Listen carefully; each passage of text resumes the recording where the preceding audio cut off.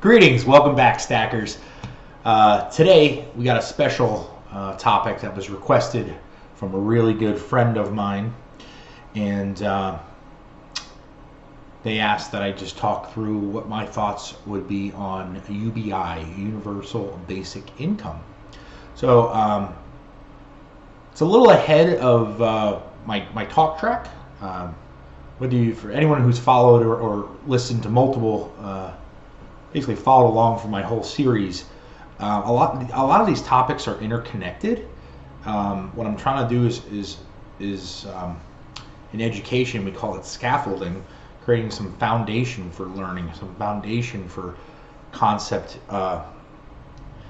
and idea creation, because that's necessary. That foundation is extremely necessary for problem solving. All right, so UBI. So what are my thoughts on UBI? My first thing is that I want to talk about a couple of the larger topics because they can't be ignored. So the first would be, what are you trying to solve? What is the problem that UBI might solve? And I think there's two components that I want to talk about here. First is the disparity of success. Short layman's terms, like the wealth gap. Okay, that a lot of people have the super rich, and their lifestyle is one way, and then the people on the other end of the spectrum are struggling, or comparatively struggling, and all the data suggests that the people in the middle, that sector is shrinking. We often refer to it as the middle class in America. So the middle class is shrinking, and there's some statistical proof that is showing that that is correct. And that's not good at all. What you want is you want your ideologies and your systems to maximize the benefit to the most amount of people, not the least. Okay, so if you have a small sliver over here, the super rich, they don't even care because they can just buy their way around anything. They can buy their kids into college, whatever. They have a whole second set of rules, and then you have the people down here in poverty, and you go, well, all right, where's the median, and is that moving in the right direction? And if yes, that's good. If no, bad. And then, of course, the secondary component: can we accelerate that? Can we impact it more? Are we doing the best we can? Are there better ideas, better ways? Because I think that's a big problem, is that we just go, well, this is how it was yesterday. It was broke yesterday, so it's still broke. And but it was broke yesterday. All right, maybe it was, but doesn't mean that we should stop thinking if there's a better way, or maybe a tweak to the existing way, or maybe a trial and error where you try something and it fails. All right, so UBI. So what are we trying to solve? We're trying to solve the gap in income, maybe. But I think we have to take a moment and talk about societal setups, because there's pros and cons. Okay, when you have a capitalist system and a democratic capitalist system that, in theory, revolves around the free market ideas, okay, that's what creates the wealth inequality, and that might be considered a negative. But you got to understand the positive that comes out of that, which is the competition, which then drastically accelerates the rate at which some of this stuff is progressing, because the motivation to be successful is tied directly with results in simplistic terms. Okay, so you are always motivating people to come up with a new idea, to innovate, to do something better, and one of my concerns, although in a true capitalist market, I think this gets lessened. That's not what we have now. But the temptation for corruption or loopholes or buying Congress, because that's ultimately what I think is driving so much of our pain and punishment right now, is that companies are no longer innovating. They're not innovating ideas, and they're not innovating new ways to care for customers. So their product isn't getting better; it's getting worse. Their customer care isn't getting better; it's getting worse. And if you just think about those two alone, why are you still in business? And then the answers are, because there's no other options, like you've created a monopoly, or um, the cost of the fines, or something, are just less than the profit you're making.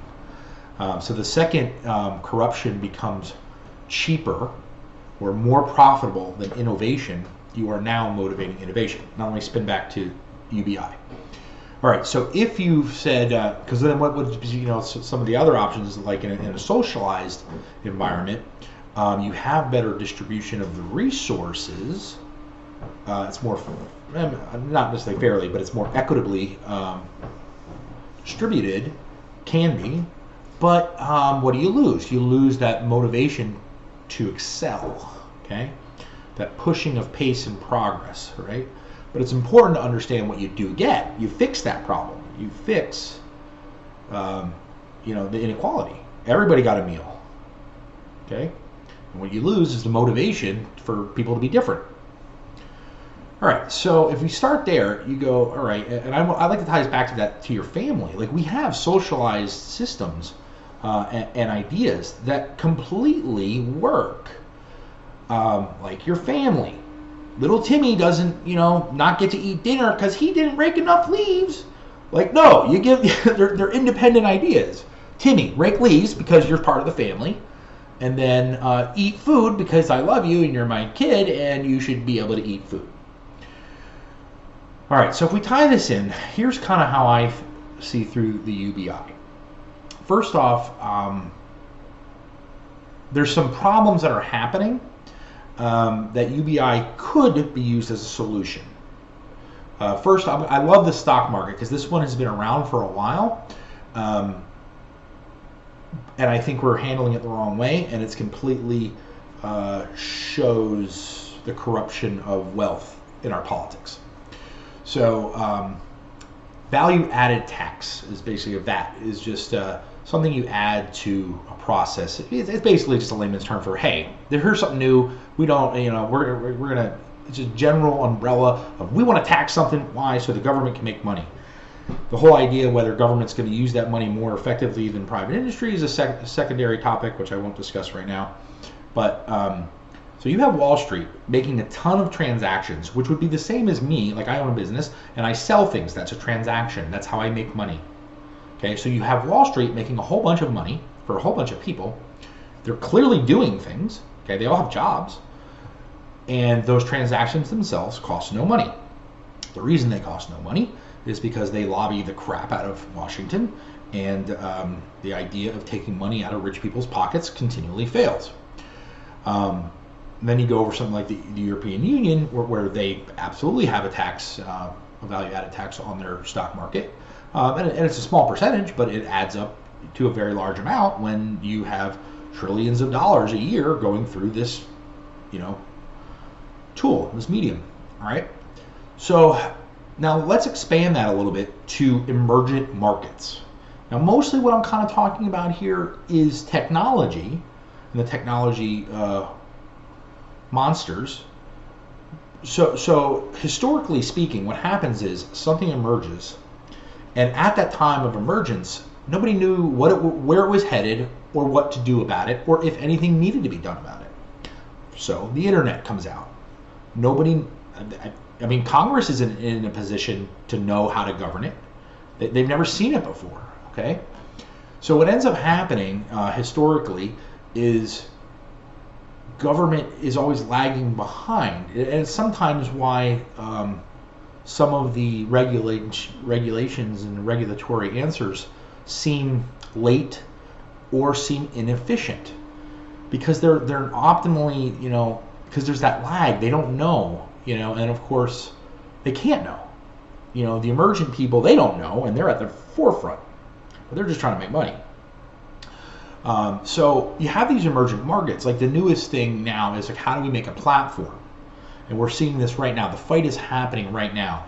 Are these, is Twitter, are they a platform for dissemination of information? Or are they, the name is just flew right in my head, but or are they a media source?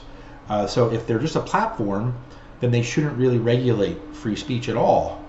Now, if they're going to say that we're a like a media company, well, then they have the right to you can run what articles you want if it's your paper company, right? The problem is they blur the line in between because they understand that the real money is having a platform, but they also want the power of controlling what people talk about. And if they can do both, they're going to be super happy. But they're in direct conflict with each other because one, effectively, like, they understood the way to create a monopoly is create a platform of talk that everybody needs to use. All right, so, but that's what's causing a lot of this friction. So I think one of the ideas, and I'm a super big fan. Let me talk specifically back to the UBI. I don't think UBI. I'm not super. I got a good peripheral exposure to UBI. I haven't dug super deep into. I didn't do like a senior thesis on it, but I kind of like the negative income tax that was proposed by like Milton Friedman as a version of UBI. The difference being, so UBI is just everybody gets X dollars, okay, whereas a negative income tax is like you declare whatever that line is. Maybe it's like $16,000 a year or whatever. The poverty line might be a good just starting point. And then if you're below that line, you would get an income credit to bring you up to that line. So the further you go down away from that line, the more help you're getting. But also on the other side, as you go above that line, you're not getting anything because you're above the line. And our goal is to bring people up to the line. Now, I do think it's important to, once again, this is why I started with some of these macro ideas and macro problems. Is that the problem you're trying to solve? Okay, but let's assume it is. So I think that works better than just handing out free money. Now, I think there's a component here that needs to be looked into. Sending just out a check to everybody is bureaucratically very simple. How many people do we have? Cool, boom, send it out. Versus a negative income tax, then in theory complicate our taxation system, specifically the refund component of it, but that system already exists, so you would just be tweaking the existing system. So I don't think that would put a lot of strain on the existing system. It would be just changing it. But I would have to get a little bit more information on that. What would it require? So anyway, once again, before I talk on the UBI component, I think we also need to dig into the motivation component. Okay, because one thing that I do like the idea of, because they're independent, giving somebody enough wealth to sustain and live off of has positives and negatives. So then the question is, do the secondary systems align to either motivate towards desired behaviors or against? Okay, and even that gets a little bit more complicated because I think free will is important. I think it's ultimately really good, but without some counter pressure, maybe free will would just mean like, people watch porn all day and play video games if you're a guy, or tend towards that male mindset, versus how do you motivate differently? So I don't think they're mutually exclusive. I think you have to understand what are the potential negatives and consequences, and then how do you put secondary motivations in place to correct and push that, okay? So I don't think you should give people free money without any expectation of their behavior. The desired constructive behavior that would contribute to the society you want to create and build. And that's a talk for a whole other day. But so UBI. So in general, I like the idea of the UBI. Like I said, I would go with a negative income tax. Not a specific direct UBI, but the component of how it addresses the problem that I see, which is these new tech conglomerates are creating so much value, okay, and we're not taxing them because we're idiots, or government really. It's not the people, but we create tax loopholes, and they have enough money to figure out how to best exploit the tax loopholes. Period. Okay, well we got to close those. Okay. And I think we should, and that would create some of the money that is necessary to bring up the people in poverty. Okay. Now another thing that I think needs to be looked at I've touched on this briefly in some of my previous ones, but is that this inequality is by design and purpose, and that I think is wrong as well. I think we need to define a better way in our attempt to maximize profit. It's not actually that; it's the lack of ethics and values tied into it. So if you look at your behavior as you go through life, sure, you want to maximize your family's well-being, but you also don't walk over to your neighbor, punch him in the face, and take their wallet, okay? Because it would be wrong. Sure, there's some consequences, but even if you thought you could get away with it, you wouldn't do it because you, as a person, hold yourself to a standards of ethical behavior, and you're like, that's wrong, okay? I don't want them to do it to me, so I'm not going to do that to them.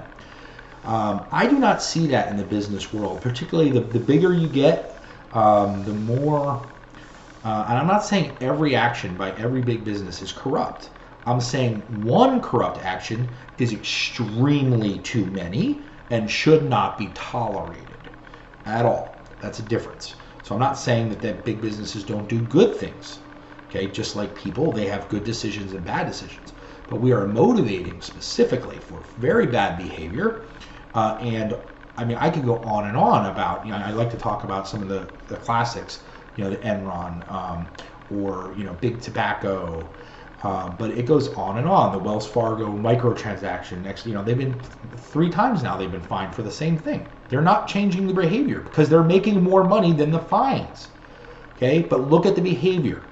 Okay, everybody thinks it's bad behavior, which is why they're getting fined. Okay, but they keep doing it. Where are your ethics and values? So that'd be like punching your neighbor and taking their wallet. You know it's wrong, but you did it anyway because you made more money. Okay, so you got to find a way to tie that back in, because as we're currently working, all the pressure that I see, I do not want to speak where this could go, but the pressure I directly see is making jobs effectively pay less. Okay, so it's making the job simpler, which removes the skill component, which removes your payroll expense, which is the number one controllable expense of business. Okay, so with that in mind, jobs are always getting worse. Then, well, what about career? Well, careers are always getting worse too. So you get more and more specialized in your knowledge base. So if you're at that extreme line, you're still doing fine because no one can replicate what you can do. But one, that's not actually good. So if you get super specialized, you're good at that one thing. If that one thing becomes obsolete or not needed, you have no other tools. Okay? A really good joke is like how people like to talk about how engineers, Office Space made a great joke, about this. They don't know how to talk to people because they want to tinker. That's fine. And engineering is probably not going to go away anytime soon. But those niche extremes, like when you're in that market, it's great, okay, because you're extremely valuable because there's a limit on who can do what you can do. Does that make sense? It does. But the second you go, if that need changes, like you don't have any skills. Okay, you have to kind of reinvent yourself. And I'm not saying it can't be done. I'm saying, okay, we know this is going to happen. So if you were good at multiple things, it'll be a lot easier to pivot into a new career or job. So back to the job market. So I see these big companies continually to suppress salaries, okay, because their job is not to create a meaningful position for a family member. Okay, and that's how I think about how I would solve it. I would go, how do I make it so that everyone on this team has a vital and important role, and then through that success, how does it enable them to take care of their loved ones and family? I think that would be a really good goal, in my companies. So, and that's how I try to approach it. So, all right, back to the UBI. So we've already established that giving people free money is probably not a perfect solution. So if we should look at the negatives and see if we can put some counterbalances in place. I've already stated that I don't think it should just be a blanket check to everybody. So something else too that's worked into the negative income tax is you would never get a doubling up. If you're on welfare, you're not going to get an additional check. You could get it instead of your check if it was more. Like we're not going to penalize anyone, but you don't get to triple dip, because what does that motivate? That motivates you to stay on welfare, okay? And that's not what we want. We want to, and like I said, I already talked about, but we should be trying to create meaningful places for our citizens to click in. And we're thinking in the Western civilization that that's businesses' jobs to do that, to create meaningful opportunities for people. But that is not what they're being motivated to do. They're motivated to shrink the amount of employees they have, because it reduces payroll, and then pay them less because it reduces payroll. Okay, and the second, you can either outsource, and right now we're still doing okay because like we can outsource to India, and then India gets those jobs, so it doesn't help us specifically, but it does help the consumer in the cost reduction in theory. But more importantly is you got to understand that the second a robot or an AI could do that job, it's gone. Because you haven't created a scenario that's about creating meaningful places for its citizens. You've created this thing that doesn't care about citizens at all. Okay, so jobs going away, jobs getting paid less, and the second a robot can do it, the job is definitely going away. We'll talk about whether it will be replaced, because I don't see the math. Here's my 30-second blurb on this. The one thing, there's two arguments. Economists say that every time you see like one thing go away, a new a market comes and fills that void. So it's really a transposition of resources, not them going away in respects to vocation. But the one thing that is new that I don't see people acknowledging is, I agree that those new jobs will be created. But if the same thing that took away the old jobs, let's say a Terminator, right, Arnold Schwarzenegger, can do the new job better too, then here's the end of my thought process. The second a robot can do everything better than a human, humans are not necessary in the workforce. Period. Okay? So it's an if-then. I'm not, and there's definitely a trajectory to get there. But when we get there, there is no work for humans. Period. Okay? So there's going to become a time where technology makes the existing arguments not relevant, where, it's not the same tools. It's not the same transition. That's my opinion.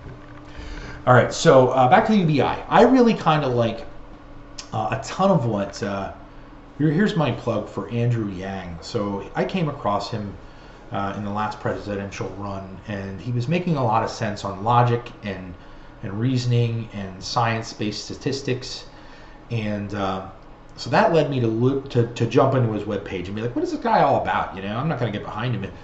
And he had the freedom dividend, which is a big part of what he was running on. But if you really looked into it, I mean, some of his little solutions were brilliant, from my opinion. Like so the UBI and the freedom dividend, how he created the money for it. There's a little bit of debate on the math, but it's like, okay, so we're saying it could be done. The question then is whether it's $1,000 a month or if $500 a month would be more realistic. Keep in mind, my vote would actually be for that negative income tax, which is probably less impactful than $500, but I would need to see the true analytics and side-by-side comparison of what they would look. So I would need the micro details to do a true comparison. But the extension, like something else that he fixed on the money, like if you gave everybody $100 to contribute to campaign financing, that you almost overnight would make lobbyists so ineffective. So whatever, 320 million people, 350 million people in the U.S., then you gave them each $100. Okay, that would far eclipse the amount of money that independent lobbyists and super PAC groups and things like that could contribute to campaigns. So immediately overnight, the people, you've put the power back in the people's hands for $100.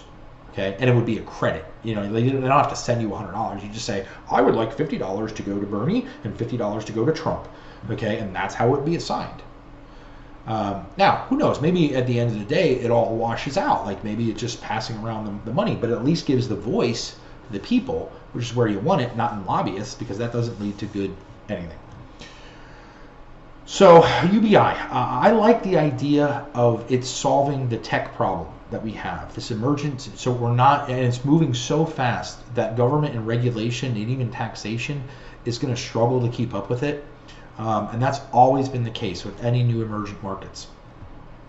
So I think a better answer, and UBI can be a part of this, is, okay, how do we direct, or how do we capture back some of that value so that the nation can celebrate in that success and prosper, not just the company. And how do we tie in, success here in the United States to its citizens? And another component of my ideas on this topic are, I think what we should do, I think the value added, I think we should shift our taxation structure.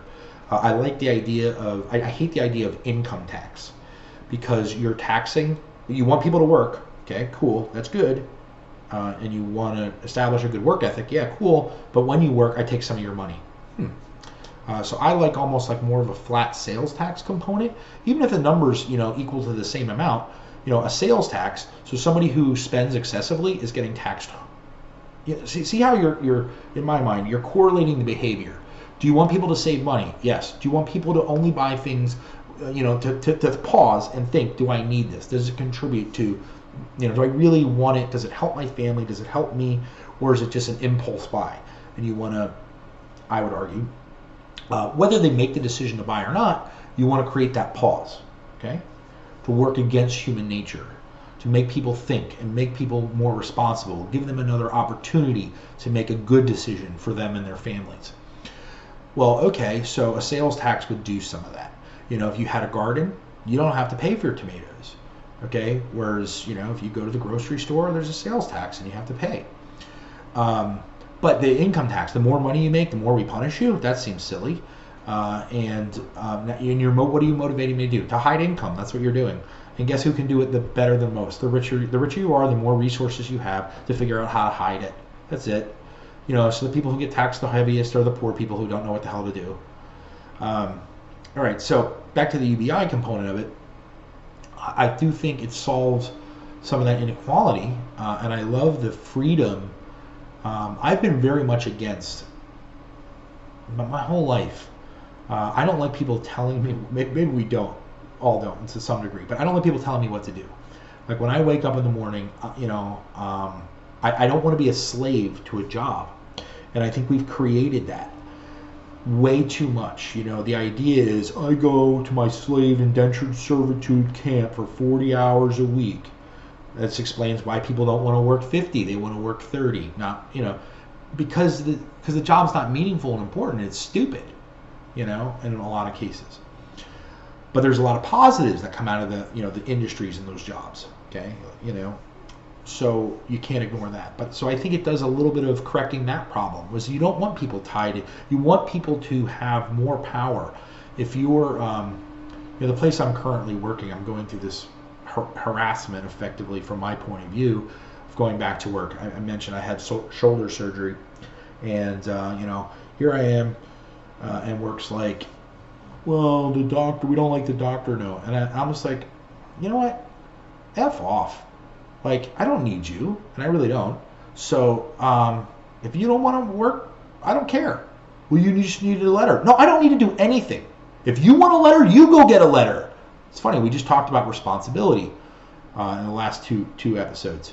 So, how is it I do not accept your transference of responsibility to me. No. If you want a letter, go get a letter. Well, no, I do not accept it. Like, do you want my work or not? Period. It's a little bit more complicated because you have a doctor in the middle saying, Brian can do this, but not that. And they're an expert. But I don't accept your responsibilities. If you want a letter, go get a letter. Stop telling me to go get a letter. Anyway, so there's an example how, if I had a base level of income, which is like, I don't want to deal with this mess. But ultimately, it would shift how the industries and businesses have to look at their relationship with their employee.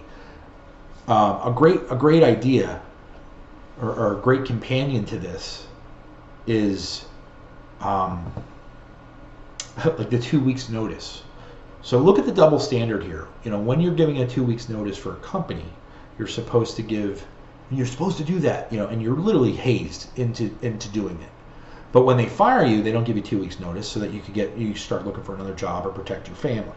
So why is there a double standard? Okay, I don't know. And whatever, you see how the argument just defeats itself. Like whatever argument you would make for firing them immediately, well then the same thing would hold true to them leaving immediately. It's just a double standard so that businesses can exploit their employees more. I'm not saying it's 100% wrong. There's real reasons they do it. It's just understand what's happening. So it would it would shift. You would have companies treating their employees better through necessity of competition. So I like that component of it a lot. There might be some better answers out there, but I definitely think UBI fixes how do we take some of that value from these big tech corporations that are rocketing ahead at light speed. Government cannot understand and keep up with where they're going, how fast they're going. Okay, government is historically, like I said, this is all proven. They react very slowly, almost out of necessity, and that's a good thing. Okay, because if they made a big mistake too quickly, the ramifications of that on your whole nation would be huge. Okay, I think we could look better by steal a little bit from China. China has a 2049 plan, and sadly, ethics is not a part of their plan. I do think it should be a part of any U.S. plan. But I think that would be a really, we're missing that. We're missing that, the tribalism of the U.S. instead of, we're always talking about that tribalism, but look what we can do when we're unified as a nation. Well, we need our leaders, which they're not doing currently, to understand that that's their job. That's why we put them in place, was to unify vision and unify direction and set goals for our nation and targets and drive actions and behaviors to hitting those targets. Okay, period.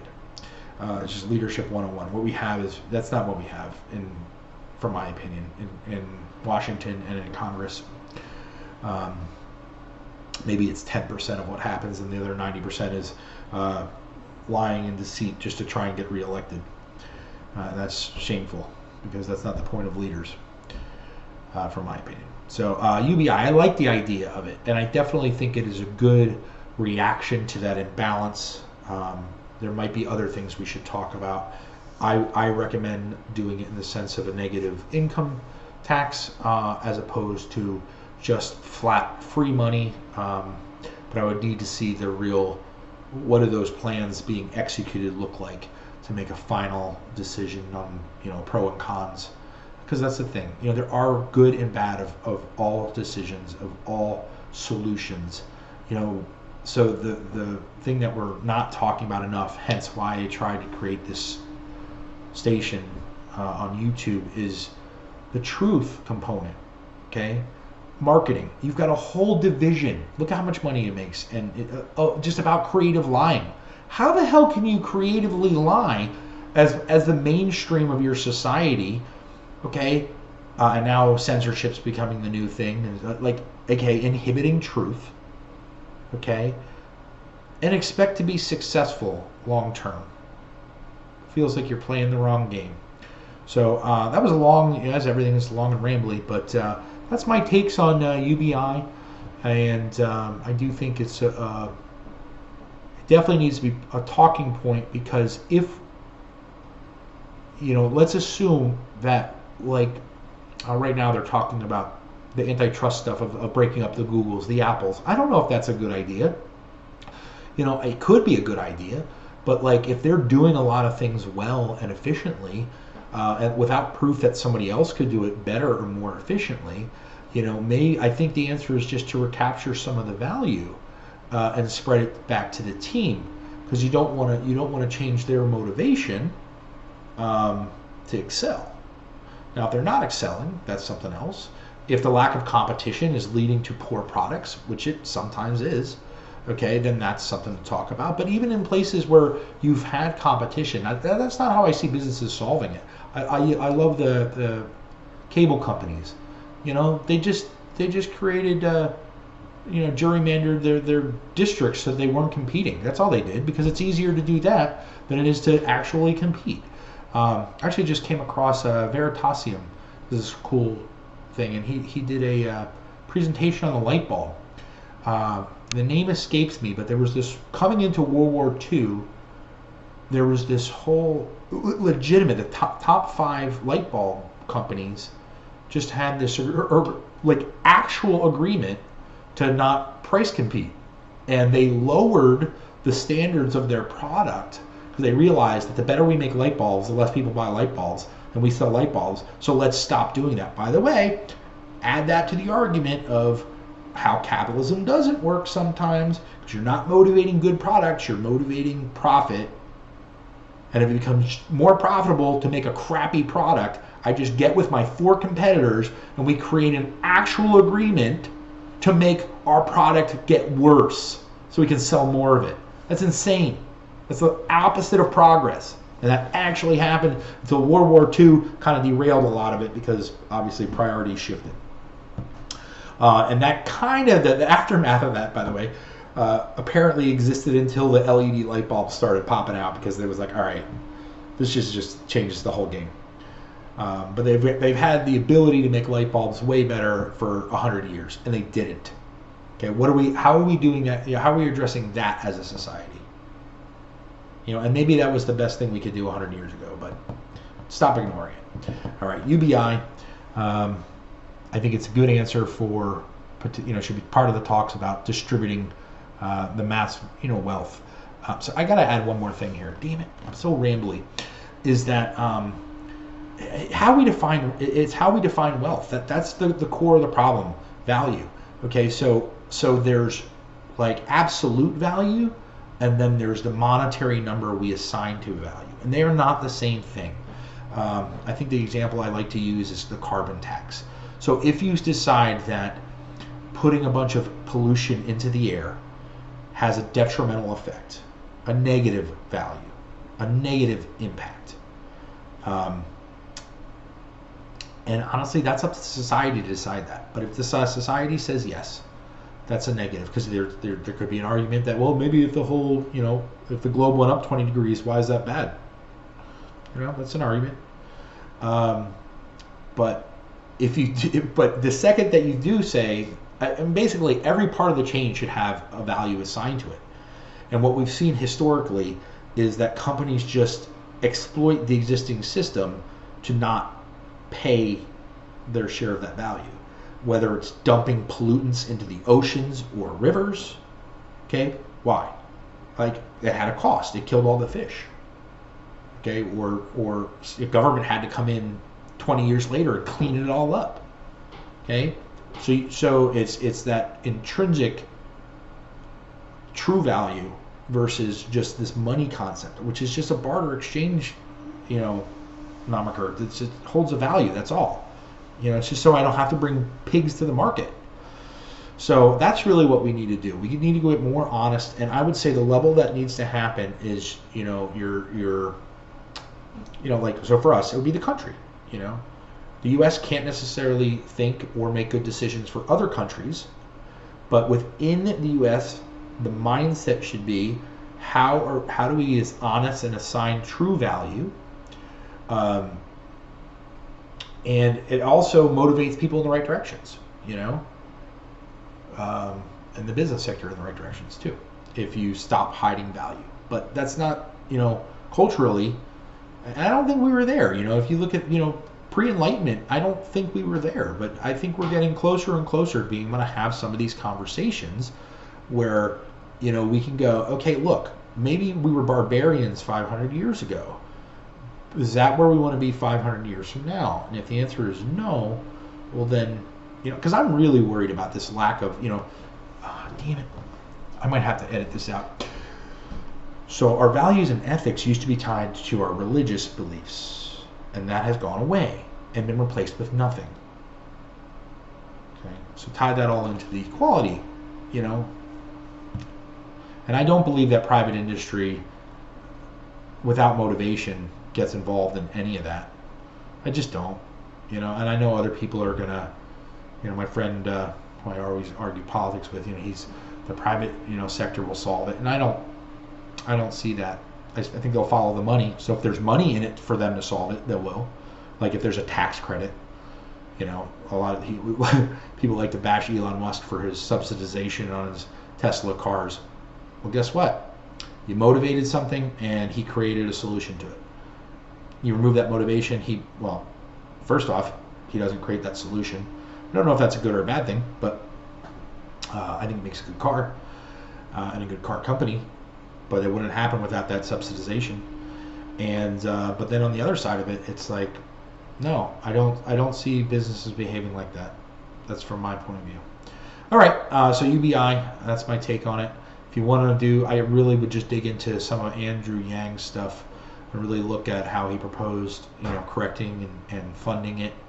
And I don't know. I love his blend of simplistic steps to modify the existing structure. Because the more simple a solution could be, the more obtainable it might actually be to implement. All right. Thanks for watching, guys. Like, subscribe, and most importantly, share it to a friend. See if they like my content too, and I'll try and keep doing stuff.